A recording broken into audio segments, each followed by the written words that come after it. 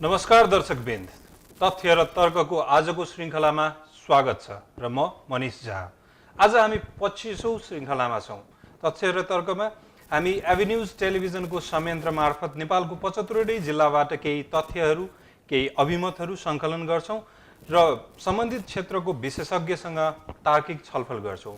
आज पनि त्यसरी नै हामीले एउटा विषय छानेको छौँ र त्यहीसँग सम्बन्धित केही तथ्यहरू सङ्कलन गरेका छौँ र त्यहीसँग सम्बन्धित हामी तार्किक छलफल गर्न गइरहेका छौँ। आजको विषय रहेको छ नेपालको वार्षिक बजेट। नेपालको राज्य सञ्चालनको लागि, विकासको लागि र सबै प्रक्रियाको लागि निर्धारण गर्ने राष्ट्रिय बजेट 2071 र 2072 सालको लागि निर्धारण गरिएर त्यसलाई विकास गरिसकेको छ र संसदबाट पनि पारित भइसकेको छ। त्यहीसँग सम्बन्धित हामी छलफल गर्न गइरहेका छौँ र आजको विशेषज्ञको रूपमा आउनुभएको पाहुना हुनुहुन्छ श्री प्रतीक प्रधानज्यू। प्रतीकजी, कार्यक्रममा स्वागत छ। धन्यवाद। प्रतीकजी सम्पादक पनि हुन्छ राष्ट्रिय नागरिक दैनिकको र उहाँ एउटा आर्थिक विशेषज्ञको रूपमा पनि, अर्थविदको रूपमा पनि हामी उहाँलाई चिन्दछौँ। र आजको कार्यक्रममा हामी केही तथ्यहरू सङ्कलन गरेका छौँ, केही अभिमतहरू सङ्कलन गरेका छौँ र त्यहीसँग सम्बन्धित तार्किक छलफल गर्न गइरहेका छौँ। प्रतीकजी, म तपाईँलाई केही हामीले सङ्कलन गरेको तथ्यहरू प्रस्तुत गर्न गइरहेको छु, त्यहीसँग सम्बन्धित छलफल गरौँ र त्यसपछि हामी कार्यक्रमको अर्को पाटोमा केही सङ्कलित अभिमतहरूमा जानेछौँ। ठिक छ। यस वर्ष 2071 र 72 सालको बजेटको बारेमा छलफल गरौँ। आकार 6 खर्ब 18 अर्ब अर्थात् 618 अर्ब 10 करोड रुपियाँको छ। यो लगभग योभन्दा अगाडिको वर्षभन्दा 101 अर्ब बढी रहेको छ। यो रकम गत वर्षको बजेटभन्दा रु 100 अर्ब लगभग बढिरहेको छ। प्रमुख लक्ष्य भौतिक पूर्वाधार विकास, निजी क्षेत्रको लगानी विस्तार, पुँजी बजारको विकास, वित्तीय स्तरमा सुधार तथा आर्थिक सुधार रहेको छ। यो प्रमुख लक्ष्य जुन यसपालि निर्धारण गरेको छ यो बजेटले, यो के अहिलेको नेपालको अवस्था, राजनीतिक परिस्थिति र हामी आर्थिक अवस्था जुन किसिमबाट गुज्रिरहेको छौँ त्यो अनुसार यो सान्दर्भिक हो? सबैभन्दा पहिला त के भने 618 अर्बको बजेट चाहिँ ठिक हो कि होइन भन्ने जुन कुरा छ, मेरो विचारमा बजेटको आकार त्यति गलत होइन। किनभने पहिलो कुरो त योभन्दा अलिकति कम बजेट आकारको बजेट बनाउने कुरा थियो र पछि फेरि सभासदहरूले चाहिँ 5 करोडको रुपियाँको जुन कुरा आयो, सबै चाहिँ निर्वाचन क्षेत्रहरूमा 5 करोड रुपियाँ चाहिन्छ भनेपछि यो आकार बजेटको आकार अलिकति बढ्न गएको भनेर चाहिँ हामीलाई अर्थ मन्त्रालय, अर्थमन्त्रीहरूबाट पनि त्यो कुरा आएको हो। त्योभन्दा पनि यो बजेट 618 अर्बको बजेट हामी पुर्याउन सक्छौँ कि सक्दैन, सबैभन्दा बजेट ठुलो हुनुमा आफैमा समस्या होइन, त्यो बजेट कहाँबाट हामीले म्यानेज गर्छौँ भन्ने चाहिँ सबभन्दा ठुलो कुरा हो। होइन, म्यानेज गर्ने क्रममा चाहिँ हामीले यसो हेर्दाखेरि चाहिँ उनीहरूले जुन रेभेन्यूबाट, इन्टरनल रेभेन्यूबाट जुन म्यानेज गर्ने कुरा छ, त्यो इन्टरनल रेभेन्यूको कति पर्सेन्टेज छ जुन तपाईँको पछि आउला। होइन, इन्टरनल रेभेन्यूबाट म्यानेज गर्न सक्ने हो, धेरै पर्सेन्टेज इन्टरनल रेभेन्यूबाट आउने हो भने त बजेट ठुलो हुनु सही कुरा, आफैमा ठुलो समस्या होइन। तर यसको यो बजेटको सबैभन्दा प्रमुख लक्ष्य भने तपाईँले जुन निर्धारित गर्नुभएको छ, भौतिक पूर्वाधार विकास, निजी क्षेत्रको लगानी विस्तार, पुँजी बजारको विकास, वित्तीय स्तरमा सुधार, आर्थिक सुधार, यो कुराहरू चाहिँ नि लागू गर्न सकिन्छ कि सकिँदैन भन्ने चाहिँ बजेटको सबैभन्दा ठुलो कुरा हो। होइन, यो लक्ष्य चाहिँ हामी प्राप्त गर्न सकिन्छौँ किनभने हामी लगातार लक्ष्य प्राप्त गर्न नसकेको चाहिँ अवस्थाबाट गुजिरहेको हो।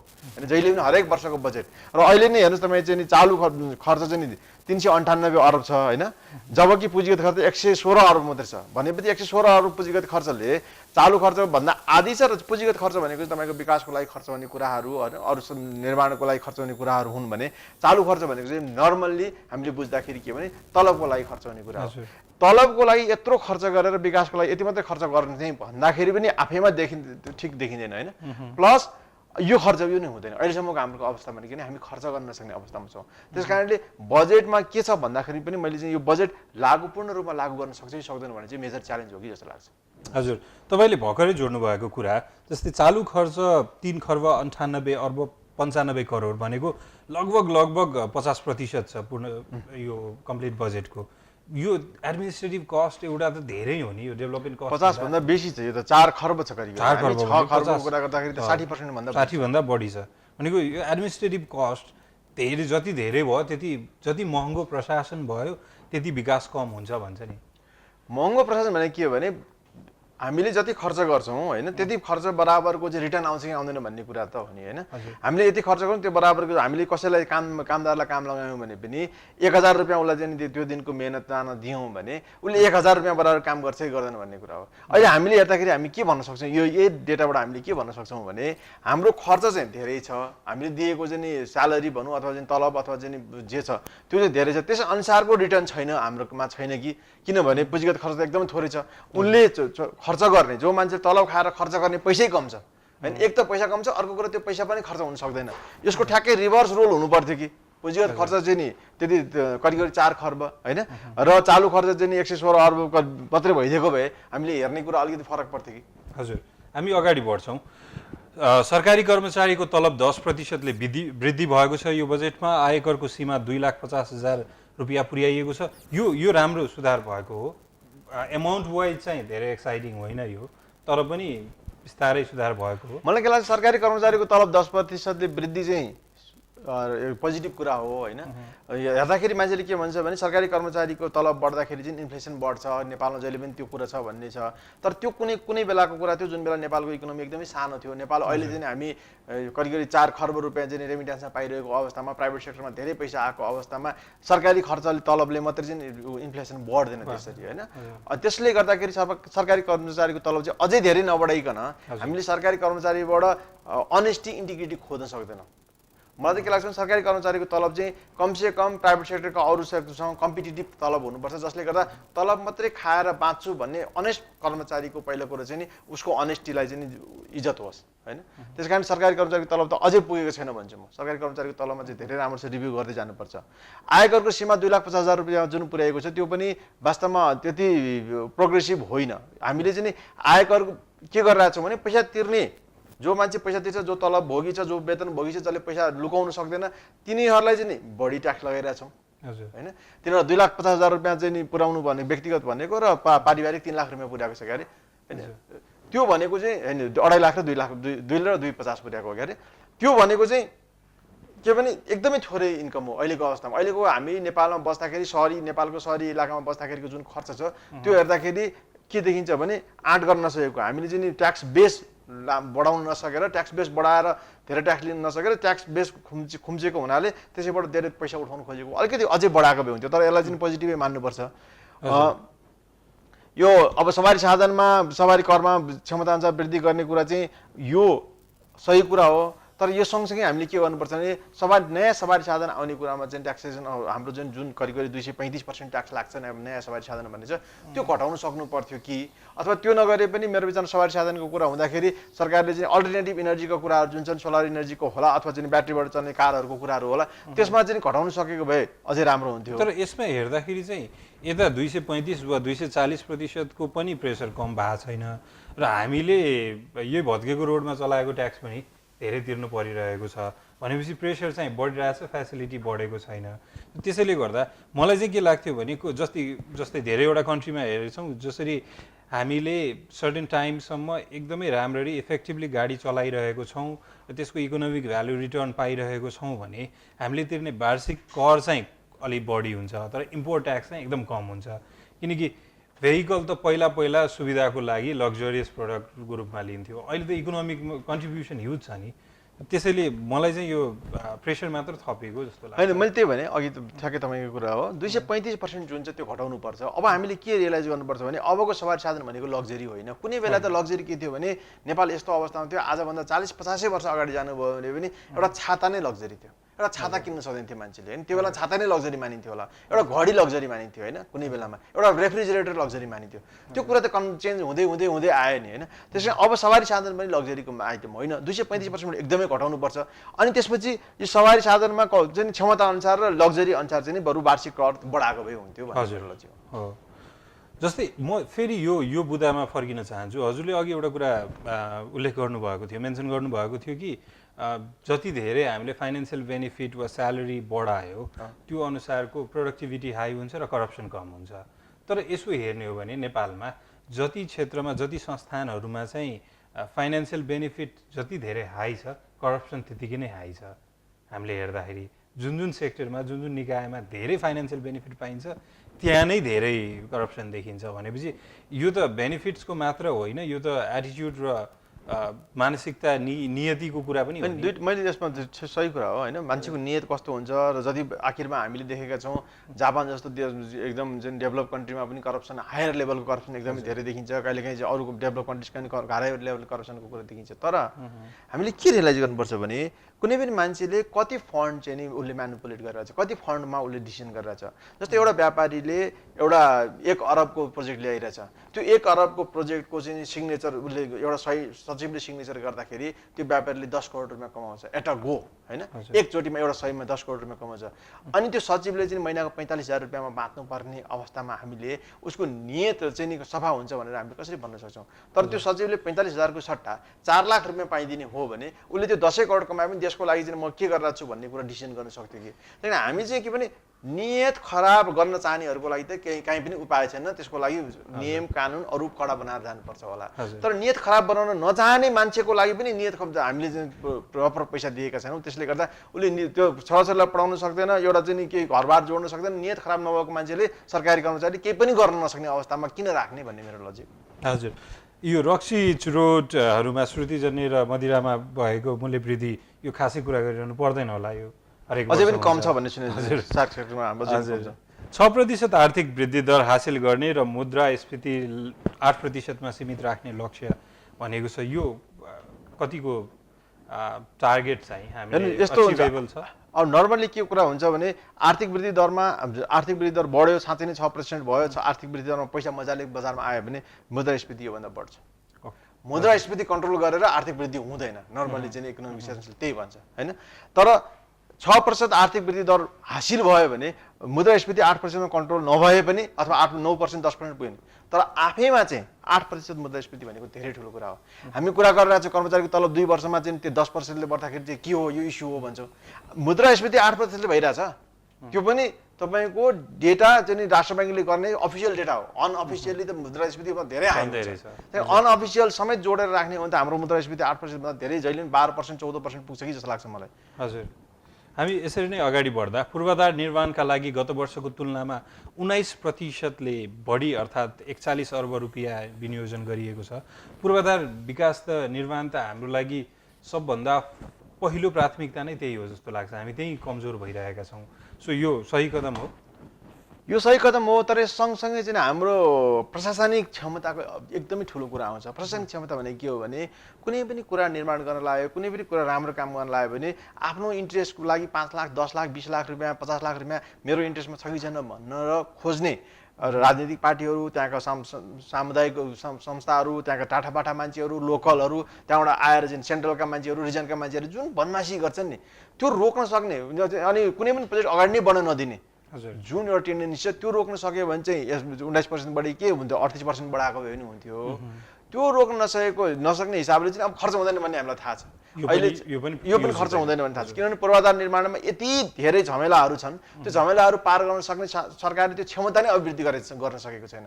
त्यस कारणले चालु खर्च चाहिँ नि हाम्रो चाहिँ एकदमै धेरै र पुँजीगत एकदमै थोरै हुनुको कारण पनि त्यही हो।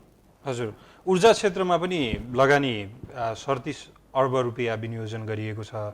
त्यसरी नै स्वास्थ्य क्षेत्रमा 33 अर्ब 52 करोड रुपियाँ अर्थात् गत आर्थिक वर्षको भन्दा 17 करोड रुपियाँ कम रकम विनियोजन गरिएको छ। यसमा चाहिँ घटाइएको छ। यो घटाउनुको कारण सायद प्रायः जस्तो नेता त बाहिर नै खर्च गर्नुहुन्छ, त्यसैले नेपालमा बजेट घटाइएको हो कि?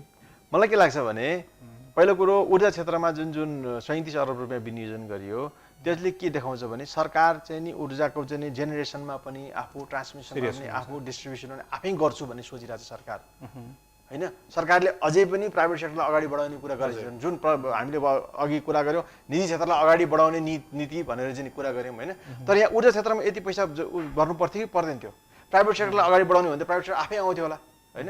त्यस कारणले यसमा चाहिँ अलिकति अझै राम्रोसँग उहाँहरूको एकतिरको नीति र यो कार्यक्रम ऊर्जा क्षेत्रमा हामी आफै गर्नुपर्छ भने सरकारले आफै गर्दाखेरि त्यसबाट रिजल्ट राम्रो आउँछ कि आउँदैन?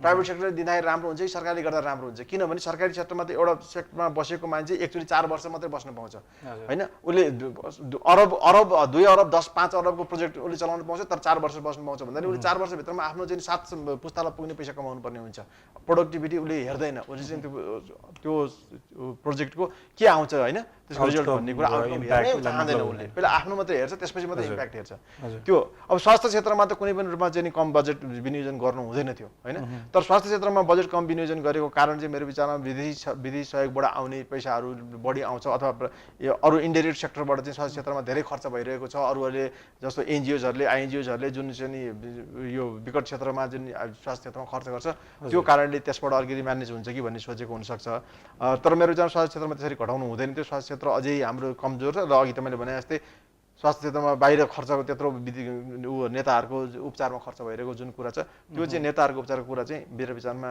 इन्सुरेन्ससँग लगेर जोड्नुपर्छ होला किनभने नेताहरूलाई इन्सुरेन्स हेल्थ इन्सुरेन्स गरिदिएको भए यति ठुलो समस्याको कुरा आउँदैन थियो जस्तो लाग्छ मलाई हजुर हजुर यो शिक्षाको कुरा गर्दाखेरि जस्तै पहिलाको भन्दा घटेको छ यो अमाउन्ट वाइज पहिला 80 अर्ब 95 करोड थियो अहिले 86 अर्ब 92 करोड भएको छ तर जुन रेसियोमा हाम्रो बजेट बढेको छ त्यो बजेटको भोल्युम बढ्दाखेरि चाहिँ पर्सेन्टेज वाइज पहिला 16% थियो अहिले घटेको छ यो तर इम्प्याक्ट हेर्ने हो भने त जस्तै 28% 28% मात्र एसएलसीमा पास हुन्छ प्राविधिक शिक्षा त्यस्तै कमजोर छ स्कुलमा राजनीति बाहेक अरू केही हुँदैन त्यसैले यो अलि घट्यो ठिकै लाग्छ मलाई अझै घट्नुपर्ने हो जस्तो लाग्छ मलाई किनकि यसमा समस्या चाहिँ के हो प्राइभेट सेक्टरले राम्रै गरिरहेछ भने उनीहरूलाई त्यो स्पेस अझै इन्भाइरोमेन्ट क्रिएट गरिदिनु पर्ने हो नि बिल्कुल तर शिक्षामा के लाग्छ भने जस्तो एसएलसीमा 28 45% छ क्यारे होइन यो गभर्मेन्ट सेक्टरको चाहिँ गभर्मेन्ट सेक्टरको 20% तर के छ भने सबैभन्दा मेन कुरा शिक्षामा जुन हामीले लगानी गरेका छौँ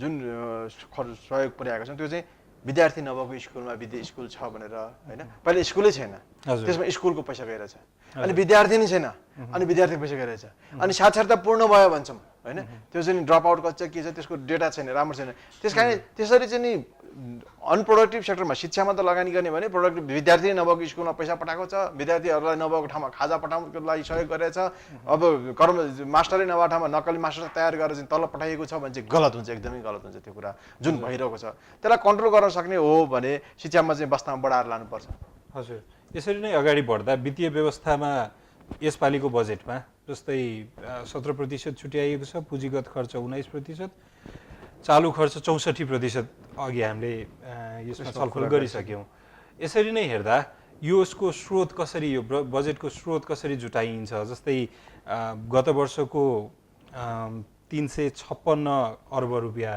टार्गेट गरेको थियो 517 मध्ये 356 अर्ब रुपियाँ चाहिँ राजस्वबाट सङ्कलन भएको थियो यसपालि 618 मा 400 अर्ब रुपियाँ राजस्वबाट सङ्कलनको उहाँहरूको टार्गेट छ वैदेशिक अनुदान 12% आन्तरिक ऋण 9% सावा फिर्तामा लगभग 0 छ त्यो 0 समथिङ भयो होला वैदेशिक ऋण 8% सञ्चित कोष 3% यसरी छ सो यो चाहिँ अलि त्यति राम्रो देखिरहेको छैन कि यो कुरालाई टेक्निकल्ली त्यसो मेरो विचारमा अहिले हेर्दा त्यति खराब देखेको छैन किनभने करिब 70% चाहिँ हामी राजस्व उठाउँछौँ भन्ने कुरा गरिरहेछौँ सो राजस्व उठाउनु नराम्रो होइन त्यो कुन तरिकाले उठाउँछ त्यो चाहिँ राजस्व कसरी उठाउँछ त्यो छुट्टै कुरामा गर्न सकिएला तर करिब 70% राजस्व उठ्छ भने हाम्रो खर्च हुने नि करिब त्यही 70% मात्रै हो किनभने हाम्रो पुँजीगत खर्च धेरै खर्च हुँदैन अहिलेसम्मको हाम्रो अनुभवले पुँजीगत खर्च गर्न सक्ने हो र साँच्चै नै त्यही अनुसार खर्च गर्न नसकिकन वैदेशिक अनुदान पनि आउँदैन फेरि होइन अहिले वैदेशिक अनुदान जुन 12% छ त्यो पनि धेरै आउँदैन ऋण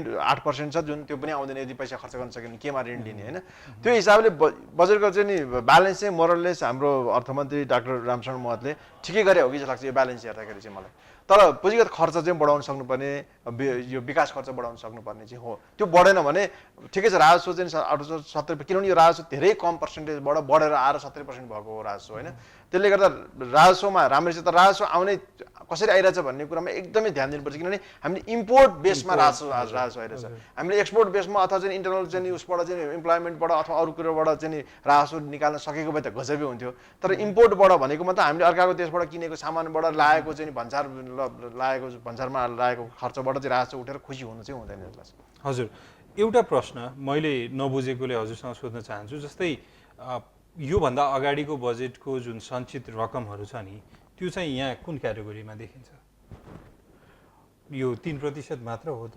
मेरो विचारमा सञ्चित कोषमै त्यो देखिनुपर्ने सञ्चित कोषमै हो हजुर। र सञ्चित कोषमै किनकि यहाँ चाहिँ उहाँहरूले कुनै पनि देखाउनु भएको छैन कि योभन्दा गत वर्षको उब्रेको बजेट कहाँ देखिने भन्ने। यो सञ्चित कोष 3% भनेको तर लास्ट इयरको बजेट त अलमोस्ट 20% बाँकी थियो नि होइन यतातिर विकास बजेट त? त्यो विकास बजेट 20% बाँकी थियो। लास्ट मोमेन्टमा खर्च गर्ने कुराहरू अहिले देखिँदैनन् होइन। उहाँहरूले चाहिँ त्यो लास्ट 1-2 महिनामा खर्च गर्ने कुराहरूको हिसाब गरेर त्यसपछि 3% राख्नु भयो होला। यो चाहिँ अझै डिटेलमा गएपछि र अझै यो चाहिँ प्रोभिजनल कुरा मात्रै भयो होइन, फ्याक्ट कुरा चाहिँ नि उसमा आउनुपर्छ। वैदेशिक अनुदान घटेको हो पहिलाभन्दा 16%सम्म थियौँ हामी। वैदेशिक अनुदान घटेको छ। त्यो संसार अब अनुदान दिने राष्ट्रले अनुदानमा विश्वास गर्न छोडेका छन् बिस्तारै होइन। अनुदान अझै घटेर जान्छ। ऋण चाहिँ नि वैदेशिक ऋण चाहिँ अलिअलि बढेर जान्छ। एकछिन म हजुरलाई यही टपिकमा रोक्न चाहन्छु। वैदेशिक अनुदान घट्नुको रिजन हाम्रो पर्फर्मेन्स राम्रो नभएको कि उहाँहरूको आफ्नै सन्दर्भ परिवर्तन? अनि दुइटै कुरा हो। एउटा कुरा चाहिँ के हो भने अनुदान दिनुपर्ने एउटा लेभलमा अनुदान दिने चाहिँ नि अवस्थाबाट चाहिँ नि नेपाल पनि अलिकति माथि पुग्यो कि भन्ने उनीहरूको रियलाइजेसन भयो। अर्को चाहिँ ग्लोबल रिसेसनले गर्दाखेरि उनीहरू अनुदान दिने राष्ट्रहरूसँग आफ्नै क्षमता एकदमै कमजोर भएर गएको हुनाले पनि अनुदान कम भएको जस्तो लाग्छ। हजुर। यसरी कार्यगत बजेट विभाजन अरबमा हामीले सामान्य सार्वजनिक सेवातिर 205 अर्ब, रक्षातिर 31, सार्वजनिक र शान्ति सुरक्षातिर 34 अर्ब, आर्थिक मामिलामा 170, आवास तथा सामुदायिक सुविधामा 22 अर्ब र त्यसै मनोरञ्जन संस्कृति तथा धर्ममा 4 अर्ब रुपियाँ छुट्याइएको छ, शिक्षामा 86, स्वास्थ्यमा 38, वातावरण संरक्षणमा 11 अर्ब रुपियाँ छुट्याइएको छ भने सामाजिक सुरक्षामा 16 अर्ब रुपियाँ छुट्याइएको छ। यो यसरी हेर्दाखेरि यो स्ट्रक्चर वाइज मैले योभन्दा गत वर्षकोसँग पनि तुलना गरेको थिएँ। खासै धेरै परिवर्तन देखिँदैन। शिक्षामा अलिकति परिवर्तन देखिन्छ भनेको खासै परिवर्तन देखिँदैन। यो यसो हेर्दाखेरि यो ब्यालेन्स नै हो? जनरली जनताले हेर्ने कुरा चाहिँ के हो भने जनताले हेर्ने कुरा चाहिँ स्वास्थ्य हो, शिक्षा हो, सामाजिक सुरक्षा हो होइन। स्वास्थ्य, शिक्षा, सामाजिक सुरक्षामा बजेट जति बढाएर लग्ने हो भने देश अहिलेको हाम्रो अवस्था के छ भने हामी स्वास्थ्यमा खर्च गर्न सकेका छैनौँ, शिक्षा हाम्रो एकदमै कमजोर छ, सामाजिक सुरक्षा छँदै छैन होइन। मान्छेले खान पाएन बस्यो भने अथवा चाहिँ कोही मान्छे रिटायर्ड भयो त्यसलाई के गर्ने, कोही मान्छेको हेल्थ बुढो भयो त्यसलाई हेल्थमा खर्च गर्न सक्दैन के गर्ने, त्यसको लागि चाहिँ सामाजिक सुरक्षाको हाम्रो अवधारणा एकदम कमजोर छ। त्यस कारणले सामाजिक सुरक्षामा जुन 16 अर्ब गरिएको छ त्यो कम हो जस्तो मलाई लाग्छ। यो यिनीहरू चाहिँ धेरै यो आर्थिक मामला सामान्य सार्वजनिक सेवा यो आर्थिक मामलामा के कुराहरू अरू क्याटेगोरिजहरू छ कसरी खर्च गरेर त्यो आफ्नो ठाउँमा छ होइन। सार्वजनिक शान्ति सुरक्षामा अझै पनि 34 अर्ब अझै कम भयो कि अझै बढाउनु पर्छ कि, बरु रक्षामा चाहिँ 31 अर्ब ठिकै छ कि त्योभन्दा बढी हामी किनभने हाम्रो आफ्नो सुरक्षामा हामी धेरै छैनौँ कि त्यो कुराहरू जान्छ। वातावरण संरक्षणमा हाम्रो एकदमै जरुरी छ, यो चाहिँ कम भयो कि 11 अर्ब किनभने हाम्रो त चुरे नै सकेर जान लागिसक्यो। चुरेलाई संरक्षण गर्ने कति पैसा लाग्ने हो होइन। अरू वातावरण संरक्षणको कुराहरू, बागमतीको सफाइको कुराहरू, अरू धेरै कुराहरू छन्। त्यस कारणले यो हरेक कुरामा डिस्कस गर्न डिबेट गर्न पनि सकिन्छ। तर सँगसँगै हाम्रो कन्स्टेन्ट त छ नि त होइन।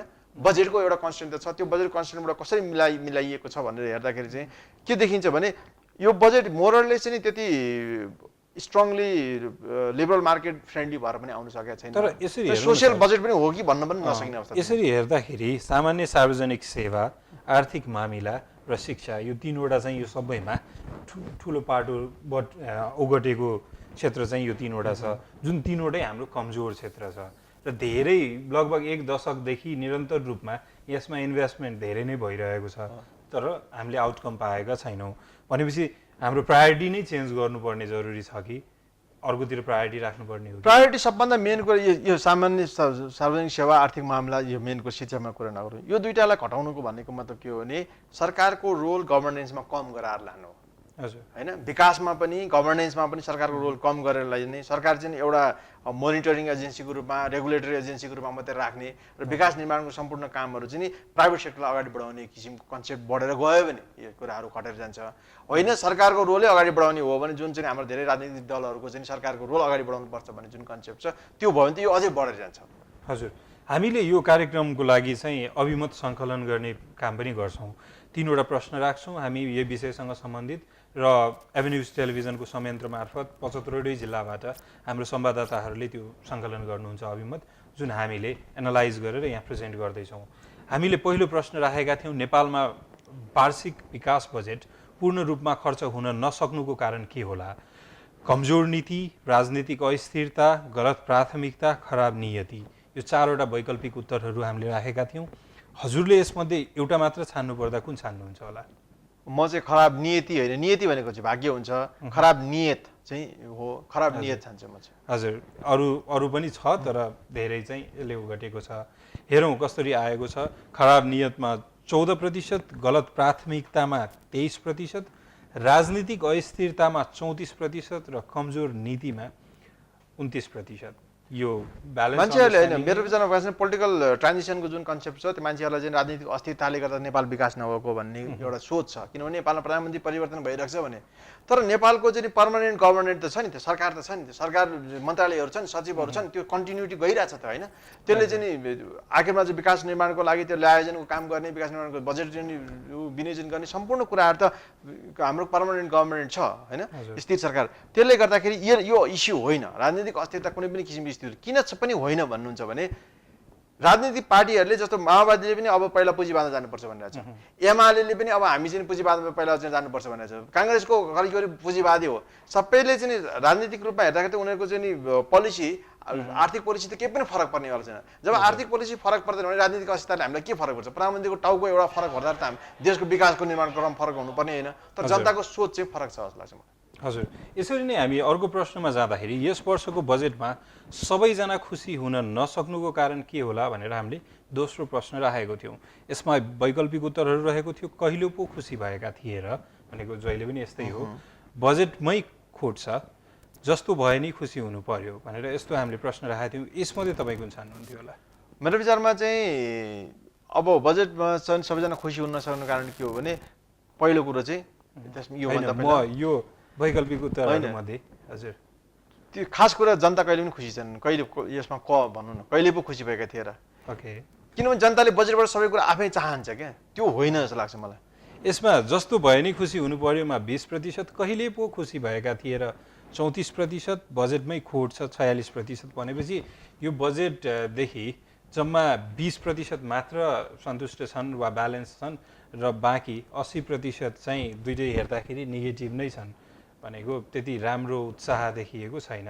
यो यसपालिको डिटेल बुझेर भन्दा पनि अहिलेसम्म खासै नभएको इम्प्याक्टले होला। त्यो होइन, मान्छेको पहिलो कुरो नेपालीहरूको चाहिँ सोच के छ भने काम आफूले गर्ने हो। हजुर, काम आफूले गर्ने हो अनि कमाउने आफूले हो भन्दाखेरि पनि सरकारले मलाई के दियो भन्नेमा छ, अनि बजेटबाट मैले के पाएँ भन्नेमा छ। बजेटले काम गर्ने वातावरण बनायो कि बनाएन, बजेटले माछा मार्ने जाली बनायो कि माछा दियो भन्ने कुरा हो क्या। हामी चाहिँ माछा कतिवटा दियो बजेटले मलाई खानलाई भन्ने सोच्छौँ, त्यस कारणले यो सबैको यस्तो किसिमको सोच आउँछ जस्तो लाग्छ मलाई। यसरी नै हाम्रो तेस्रो प्रश्न रहेको थियो, यस वर्षको बजेटलाई कसरी मूल्याङ्कन गर्नुभएको छ? खासै नयाँ कुरा छैन, समय सापेक्ष छैन, आर्थिक क्रान्तिको लागि सही कदम हो, यो परिवर्तन बिस्तारै हुन्छ। यसमध्ये तपाईँको अब एउटा मेरो उत्तर चाहिँ नि परिवर्तन बिस्तारै हुन्छ भन्ने हो, तर खास तपाईँको जुन रिजल्ट चाहिँ खासै नयाँ कुरा छैन र समय सापेक्ष छैन भन्नेमा आउनुपर्छ।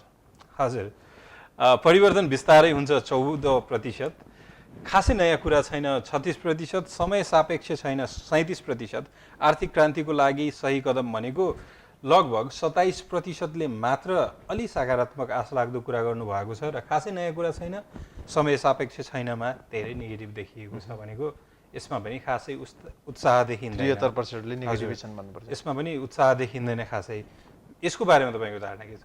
मैले त्यही अघि भनेकै कुरा हो, वास्तवमा बजेटले नियम कानुन बनाउनुपर्छ, जनतालाई काम गर्न दिनुपर्छ। बजेटले भने सरकारले भनेको चाहिँ नि मोनिटरिङ गर्ने हो, सरकारले भने नियम कानुन बनाएर अरूलाई काम गर्न दिने हो भन्ने कन्सेप्ट नभएर बजेटबाट मैले पाउनुपर्छ भन्ने जुन कन्सेप्ट छ त्यसले गर्दा यो भयो जस्तो लाग्छ मलाई। हजुर प्रतीकजी, आजको कार्यक्रममा उपस्थित भइदिनु भएकोलाई धन्यवाद र म अन्तिम तपाईँको अभिमत लिन चाहन्छु। यस्तो किसिमको डेटा राखेर यसरी छलफल गर्दाखेरि हामी कसरी सहयोग गर्न सक्छौँ? यो एउटा सहायक भूमिकाको रूपमा मान्छेलाई इन्फर्म गर्न, अवेर गर्नलाई कतिको इफेक्टिभ हुनसक्छ? मेरो विचारमा मिडिया जहिले पनि पावरफुल टुल हो, त्यसमा पनि टेलिभिजन मिडिया अहिले एकदमै पावरफुल भएर गएको छ। टेलिभिजन मिडियामा यसरी इन्फोग्राफिक्सहरू राखेर इन्फर्मेसन गर्ने चाहिँ चलन थिएन, त्यसमा तपाईँहरूले फ्याक्ट रेमो र एभरेज टेलिभिजन मिलेर गर्नुभएको छ। यो कुरालाई अझै डिटेलमा गएर र आउने जो तपाईँको चाहिँ गेस्ट आउँछ उसलाई चाहिँ पहिल्यै तपाईँले यो कुरामा प्रिपेयर भएर आउनुहोस् भनेर तपाईँले अझै मौका दिनु भएर त्यो विषयमा अझै अनि टाइम पनि अलिक सानो विषयमा अलिक धेरै टाइमसम्म डिस्कस गर्न सकियो भने अझै इफेक्टिभ। हजुर, आजको उपस्थितिको लागि धन्यवाद र सान्दर्भिक क्षेत्रको विषयहरूमा फेरि पनि हजुरलाई छलफलको लागि हामी निम्ति आउनेछौँ। धन्यवाद। आजको हाम्रो पाहुनाले भन्नुभएको जस्तो, आजको विशेषज्ञ व्यक्तिले भन्नुभएको जस्तो यसरी हामीले सञ्चार माध्यममा इन्फोग्राफिक्सहरू लिएर आएर डेटाहरू, अभिमतहरू, तथ्यहरू सङ्कलन गरेर लिएर आएर तार्किक छलफल गर्दा हजुरहरूलाई अझै पनि हामीले सूचित गराउन सहयोग गर्न सक्छौँ र यसरी नै सान्दर्भिक विषयमा सङ्कलित तथ्य र तर्कहरूसँग सम्बन्धित विशेषज्ञ व्यक्तिहरूलाई उपस्थित गराएर हामी आगामी दिनमा अन्य विषयमा फेरि छलफल गर्ने नै छौँ। आजको कार्यक्रम हेरिदिनु भएकोमा धन्यवाद। खबरभित्रको खबरको लागि हेर्दै गर्नुहोस् एभेन्यूज टेलिभिजन। नमस्कार।